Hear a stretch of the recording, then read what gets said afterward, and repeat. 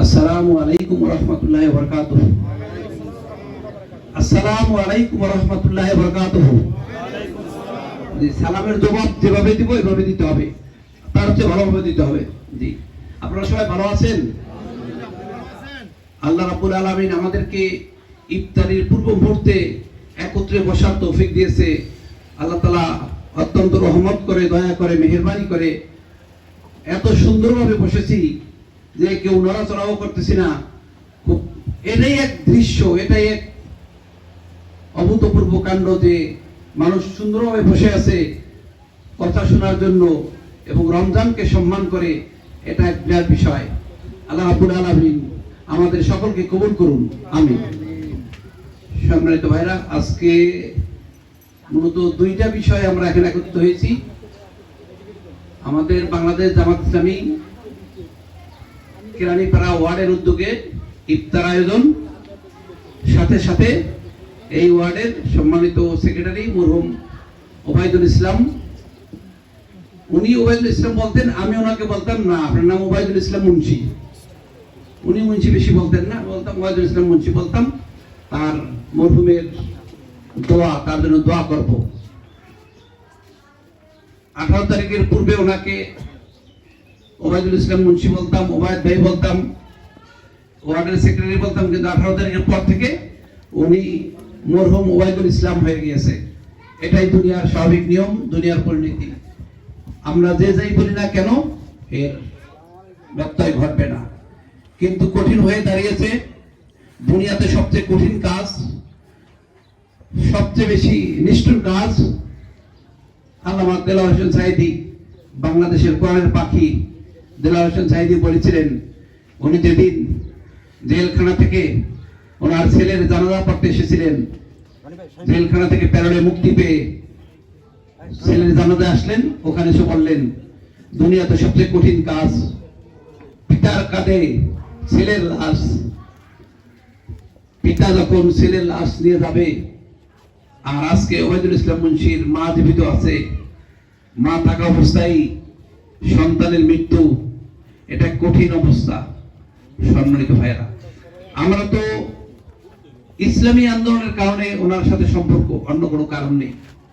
আল্লাহ দিনের পথে চলার কারণে, আল্লাহ দিনের পথে সাথী হওয়ার কারণে। মূলত ওনার ভাই বেরাদার, ছেলে মেয়ে, তাদের অবস্থা তো আর আমরা জানি না। আমাদের সাথে দেখা হয়তো দিনে একবার, না হইলে 2 দিনে একবার, না হইলে সপ্তাহে একবার, না হইলে 15 দিনে একবার, এমনি ভাবে।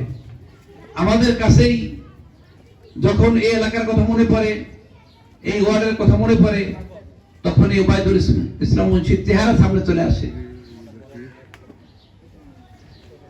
মানসিক ভাবে অবস্থা আমাদের এমন কি করে বুঝাবো, কি করে বলবো, এটা একটু কঠিন বলা। আর সুতরাং তার স্ত্রী, তার মা, তার ভাই বোন, অন্যদের কাছে এটা মেনে নেওয়া, অন্যদের কাছে এটাকে সহ্য করা একটু কঠিন হয়ে দাঁড়ায়। আমরা আল্লাহ রাব্বুল আলামিনের কাছে দোয়া করি, রাব্বুল আলামিন পরওয়ারদিগার, এই রমজান মাসের পবিত্র দিনে ওবায়দুল ইসলাম মুন্সিকে তুমি মহব্বত করে নিয়ে গিয়েছো, তুমি তার মৃত্যুকে শহীদী মৃত্যু হিসেবে কবুল করে নিও। রমজান মাসের উসিলায় তুমি তার জীবনের সকল গুনাহ খাতাগুলোকে মাফ করে দিও। অত্যন্ত সৌভাগ্যবান বলতেই হয়, রমজান মাসের এই সময় উনি সেহরি খাওয়ার পরে ফজর নামাজ পড়ে গিয়েছেন, আর বাসায় ফিরে আসেননি। কাকতালীয় ঘটনার মতো মনে হয়। সম্মানিত সুধী মণ্ডলী, আমরা দোয়া করব। ওনার ছেলেটা অসুস্থ আছে, প্রথম দিকে দেখেছি খুব খারাপ, গত 15 দিন দেখলাম আলহামদুলিল্লাহ অনেকটা ভালো। আশা করি সংখ্যামুক্ত। আল্লাহ তাআলার কাছে এটার জন্য সবার কাছে বেশি দোয়া আহ্বান করছে, আপনারা সবাই একটু দোয়া করেন ছেলেটাকে যেন আল্লাহ রাব্বুল আলামিন খুব দ্রুত সুস্থ করে দেয়। এই ছেলেকে দেখে যেন তার মা, তার আত্মীয় স্বজন, তার ভাই বেরাদার ওবায়দুল ইসলাম মুন্সির শোক ভুলে যায়। এই ছেলের চেহারা দেখে সবকিছু ভুলে যেতে পারে। আমরা সকলে তার জন্য দোয়া করছি। আল্লাহ রাব্বুল আলামিন তুমি আমাদের এই ভাইটিকে কবুল করে নাও, তুমি তোমার জান্নাতের মেহমান হিসেবে কবুল করো।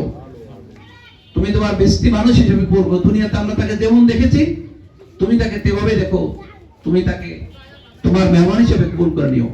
সম্মানিত ভাইরা, বাংলাদেশ জামাত ইসলামী এই ছোট্ট আয়োজন করেছে আপনাদের জন্য। আমি প্রথমেই বলবো, আপনারা আমাদের এই আয়োজনে এসেছেন, আমাদেরকে ধন্য করেছেন, আমাদেরকে আপনারা সৌভাগ্যবান করেছেন। আমরা ইচ্ছা করলে আপনাদের মতো লোককে দাওয়াত দিয়ে খাওয়াইতে পারতাম না। আমরা নাই শুধু দুনিয়ায় কেউ ইচ্ছা করে কাউকে ইফতার করাইতে পারে না। সুতরাং আমি মনে করি এটা আমাদের জন্য পরম সৌভাগ্যের বিষয়, পরম সৌভাগ্য যে আপনারা আমাদের ইফতারের আয়োজনে এসেছেন। আমি এটা কখনো মনে করি না যে আমরা আপনাদেরকে ইফতারি ডেকে এনে ইফতার খাই আমরা আপনাদের ধন্য করেছি, এটা মনে করি না, বরং আপনারা আমাদেরকে ধন্য করেছেন। এটা আমার প্রথম কথা। দ্বিতীয় কথা, বাংলাদেশ জামাত ইসলামী বাংলাদেশের এই ৬১,০০০ বর্গ মাইলের জমিনে, বাংলাদেশের আনাচে কানাচে, অলিতে গলিতে, শহরে বন্দরে নগরে উপকণ্ঠে সকল জায়গায় সকল মানুষের কাছে আল্লাহ নবী এবং রাসূলগণ যেমনি ভাবে কোরআনের দাওয়াত, হাদিসের দাওয়াত, রাসূলের দাওয়াত দেওয়ার জন্য প্রেরণ করেছিলেন, ঠিক তেমনি ভাবে আমরা বাংলাদেশ জামাত ইসলামী সকলের কাছে আল্লাহ দ্বীনের দাওয়াত পৌঁছে দিতে চাই। কেউ কবুল করুক আর না করুক সেটা আমাদের বড় বিষয় নয়, আমরা আমাদের দাওয়াত সকল মানুষের কাছে পৌঁছানোর চেষ্টা করছি। আর তারই অংশ হিসাবে আপনারা এই সাক্ষী দিবেন, আমাদের সাথে যারা আছে আলহামদুলিল্লাহ সবাই নামাজি, আমাদের সাথে যারা চলে সবাই সত্য কথা বলে, আমাদের সাথে চলে যারা তারা সৎ পথে চলার চেষ্টা করে, জীবনে কষ্ট করে চলে কিন্তু কারো হক নষ্ট করার চেষ্টা করে না। আমি জেলখানায় এক পুলিশ অফিসারকে তার কথার উত্তর বলেছিলাম, সামাজিক অপরাধ তো দূরের কথা, আমাদের কোন কর্মীদেরকে বিড়ি সিগারেট খাওয়া দেখতে পাবেন না। আমাদের কোন কর্মীরা বিড়ি সিগারেট খায় না, বুকে হাত দিয়ে আমরা বলতে পারি এই সাহস আমাদের আছে না? আপনারা সাক্ষী দেবেন না জামাতের কর্মীরা বিড়ি সিগারেট খায় না? তো উনি বলতেছে যে কি বলেন আপনাদের কর্মীরা? হ্যাঁ আমরা সাক্ষী। ওসি সাহেব সাক্ষী দিয়েছে, স্যার ঠিক আছে, এদের তো এই অপরাধের কারণে অ্যারেস্ট করে না, এদের তো অ্যারেস্ট করেছে রাজনৈতিক কারণে। আমি বলছি এটা বলেন প্রিয় ভাইরা, আমরা এই ধরনের লোক তৈরি করতে চাই। আমরা আরো বলি, কোন পিতা, কোন মাতা, কোন আত্মীয় স্বজন, কোন বড় ভাই, কোন শিক্ষক তার সন্তানকে, তার ভাইকে ৫ ওয়াক্ত নামাজ ঠিক মতো পড়ছে কিনা, আজকে কোরআন পড়ছে কিনা, আজকে হাদিস পড়ছে কিনা এই হিসাব নিতে পারে না। কিন্তু বাংলাদেশ জামাত ইসলামী তার কর্মীদের কাছ থেকে এই হিসাব নেয় যে আপনি ৫ ওয়াক্ত নামাজ জামাতে পড়ছেন কিনা, আপনি আজকে কোরআন পড়তে পারছেন কিনা, হিসাব দিতে বাধ্য হয় জামাত ইসলামী কর্মীরা। সুতরাং যে দলের কর্মীরা কোরআন পড়ার হিসাব নেয়, হাদিস পড়ার হিসাব নেয়, নামাজ পড়ার হিসাব নেয়, সে দলের কোন কর্মী খারাপ হইতে পারে না। আমাদের আমির জামাত সারা বাংলাদেশের বিভিন্ন জায়গায় গিয়ে এই কথা বলছেন, আমিও তার কথাটি আপনাদেরকে পুনরাবৃত্তি করে বলছি। আসুন আমরা এই ছোট্ট একটি বাংলাদেশ, এই বাংলাদেশকে শান্তির বাংলাদেশ গড়ে তুলি। এই বাংলাদেশ পিছনে যে অরাজকতা গিয়েছে, পিছনে স্বৈরাচার যে অরাজকতা করেছে, ওই অরাজকতা যেন বাংলাদেশের মাটিতে আর না ঘটে। পিছনে যা ঘটেছে, যা গিয়েছে তা আমরা মাটি চাপা দিয়ে সামনের দিকে আগাবো, সামনের দিকে অগ্রসর হব। এই ছোট্ট বাংলাদেশকে কোরআনের আলোকে আমরা চালানোর চেষ্টা করব। ছোট্ট বাংলাদেশকে আমরা সিঙ্গাপুর, মালয়েশিয়ার মতো একটি উন্নত দেশে পৌঁছানোর চেষ্টা করব। ছোট্ট বাংলাদেশকে কোরআন হাদিসের আলোকে রাসূলের সুন্নাহ মোতাবেক পরিচালনা করার চেষ্টা করব। এদেশের মানুষের মধ্যে অনেক কিছু আছে, এদেশের পানি সম্পদ আছে, মাটি সম্পদ আছে, মাটির নিচে অনেক সম্পদ আছে। এগুলো ব্যবহার করলে এদেশ উন্নত দেশে চলে যাবে, কোনো সন্দেহ নেই। সম্মানিত ভাইরা, কিন্তু আমাদের সৎ চরিত্র, দক্ষভাবে দেশ পরিচালনা করার অভাব। আপনার আরো সাক্ষী, বাংলাদেশ জামাত ইসলামীর 2 জন মন্ত্রী বিগত 2001 থেকে 2006 সাল পর্যন্ত 5 বছর সরকার পরিচালনা করছে। আলহামদুলিল্লাহ, দুনিয়ার সকল ষড়যন্ত্র, দুনিয়ার সকল মিডিয়া, দুনিয়ার সকল পত্রিকাগুলো তাদের পিছে লেগে থেকেও 1 টাকার দুর্নীতি তাদের কাছ থেকে বের করতে পারেনি, তারা কোনো দুর্নীতি করে নাই। প্রমাণ আছে, আমাদের মন্ত্রীরা বাড়ি থেকে খাবার এনে খাইতেন, বাড়ির খাবার খেতেন, তারা কোনো বাইরের খাবার খেতেন না। আমার নেতা শহীদ মাওলানা মতিউর রহমান নিজামীর কথা শুনেছি। উনি যেদিন ঢাকা থাকতেন সকাল 9টায় অফিসে বসতেন, তার সেক্রেটারিরা বলতেন আমরা আসার আগেই স্যার এসে অফিসে হাজির। এই ছিল তার অফিসের উদাহরণ। এমনি ভাবে একদল সুন্দর লোক পেলে একটি সুন্দর বাংলাদেশ উপহার দিতে আমরা পারবো। আমরা চাই বাংলাদেশ জামাত ইসলামী যদি ক্ষমতা পায় তাহলে একটি সুন্দর বাংলাদেশ, নতুন বাংলাদেশ উপহার দিতে পারবে। এই রমজান মাসে যেমনি ভাবে মুহাম্মদ রাসূলুল্লাহ সাল্লাল্লাহু আলাইহি ওয়াসাল্লামের যুগে বদর যুদ্ধ সংগঠিত হয়েছিল, আর বদর যুদ্ধ সংগঠিত হয়েছিল সত্য মিথ্যার যুদ্ধ।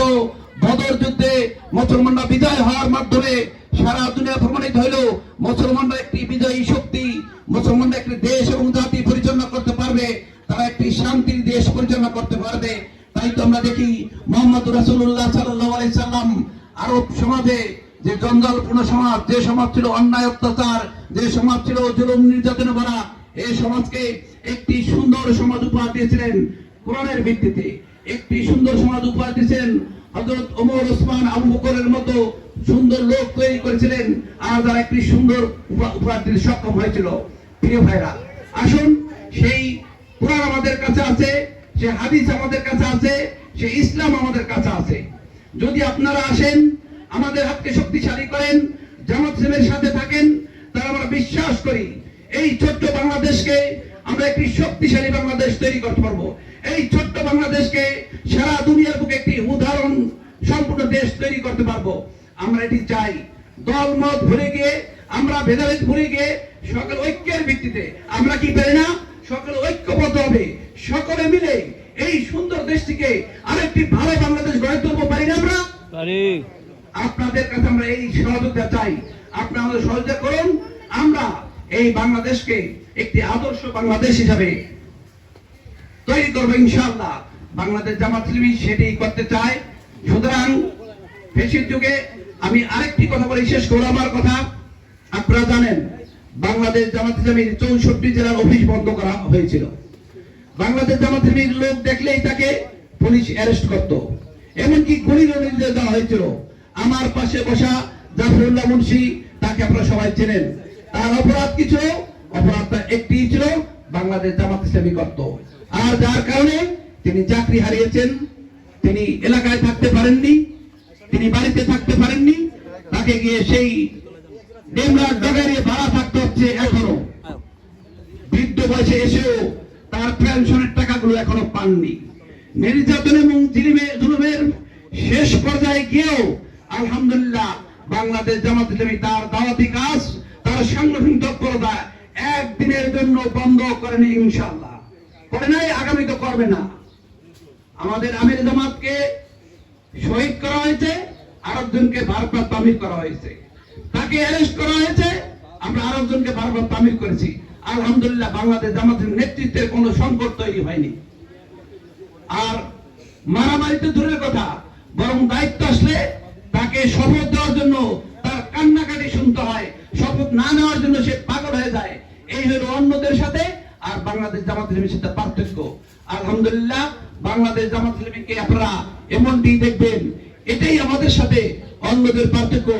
অন্যরা যেদিন তখন তাদের নির্বাচন আসবে, সেদিন সভাপতি সেক্রেটারির জন্য গ্রুপিং হবে, মারামারি হবে, পিটাপিটি হবে, রাস্তায় মারা যাবে, এক ভাই অন্য ভাইকে মারবে। আলহামদুলিল্লাহ বাংলাদেশ জামাত ইসলামী নির্বাচন এমনটি কখনো শুনেন নাই আপনারা, আর বাংলাদেশ এমনটি ভবিষ্যতে হবে না ইনশাআল্লাহ। তাই প্রিয় ভাই, আসুন বাংলাদেশ জামাত ইসলামী যে কাজটি করতে চায়, মরহুম ওবায়দুল্লাহ মুন্সিকে তেমনি ভাবে আদর্শের সাথে তৈরি করে, আদর্শ মানুষ হিসেবে তৈরি করে জামাতের রোকন শপথ দিয়েছিল। উনি রোকন শপথ দেওয়ার জন্য খুব আগ্রহ পোষণ করেছিল। ওনাকে রোকন শপথ দেওয়ার ওনার সাথে দেওয়া হয়েছে, অনেকেই শপথ দিতে পারে না, কিন্তু উনি শপথ নিয়েছিল। আল্লাহ হয়তো ওনার শপথকে কবুল করেছেন, ওনার সাথে কেউ না, উনি সবার আগে শপথ দিয়েছে, সবার আগে দুনিয়া থেকে বিদায় নিয়ে চলে গেলেন। আমার বিশ্বাস আল্লাহ রাব্বুল আলামিন ওনাকে শহীদ মৃত্যু হবে, এই জন্য ওনাকে দ্রুত শপথের ব্যবস্থা করেছেন। আলহামদুলিল্লাহ আমরা দোয়া করি আল্লাহ রাব্বুল আলামিন বাংলাদেশ জামাত ইসলামীকে ওবায়দুল ইসলাম মুন্সির মতো শত শত লোক তৈরি করার তৌফিক দান করুক, এবং এই লোকদের মাধ্যমে বাংলাদেশ একটি সুন্দর দেশ উপহার দেব, বাংলাদেশ একটি শান্তির দেশ উপহার দেব। বাংলাদেশ আপনাদের সকলকে নিয়ে একটি সত্য ন্যায়ের ইনসাফপূর্ণ সমাজ কায়েম করুক। যে সমাজে কোনো হাহাকার থাকবে না, নির্যাতন থাকবে না, বিধবার উপর অত্যাচার থাকবে না। সে সমাজে বৈষম্য বিরোধী আর আন্দোলন করতে হবে না, আন্দোলন করা রক্ত দিতে হবে না, ছাত্র জনতাকে রাজপথে জীবন দিতে হবে না। সম্মানিত দেশবাসী, আসুন আল্লাহ রাব্বুল আলামিনের কাছে আমরা সাহায্য চাই। হায় রাব্বুল আলামিন, পরওয়ারদিগার, বাংলাদেশের জমিন শহীদ যুদ্ধবীর হাজী শরীয়তুল্লাহ খান জাহাঙ্গীর, শহীদ মতিউর রহমান নিজামী, শহীদ আলী হাসান মোহাম্মদ মুজাহিদ, কামরুজ্জামান ও শহীদ আব্দুল কাদের মোল্লা রক্ত দেওয়া জমিন, সেখানে আপনি আল্লাহর বিধান কায়েমের মাধ্যমে, আল্লাহর দ্বীন কায়েমের মাধ্যমে এদেশের 18 কোটি মানুষকে আপনার দ্বীনের পথে, আপনার মুক্তির পথে নেওয়ার জন্য আপনি ফয়সালা করুন। আপনি আমাদের সাহায্য করুন। আমরা যেন দেশের 18 কোটি মানুষকে আল্লাহর দ্বীনের পথে ডাকতে পারি, আল্লাহর দ্বীনের দিক নিয়ে চলে সত্য, সমৃদ্ধশালী একটি সন্তোষজনক সমাজ কায়েম করতে পারি। সেই তৌফিক আপনার কাছে চাই। আল্লাহ রাব্বুল আলামিন আমাদের তৌফিক দান করুন। আমিন। আসসালামু আলাইকুম ওয়া রাহমাতুল্লাহি ওয়া বারাকাতুহু।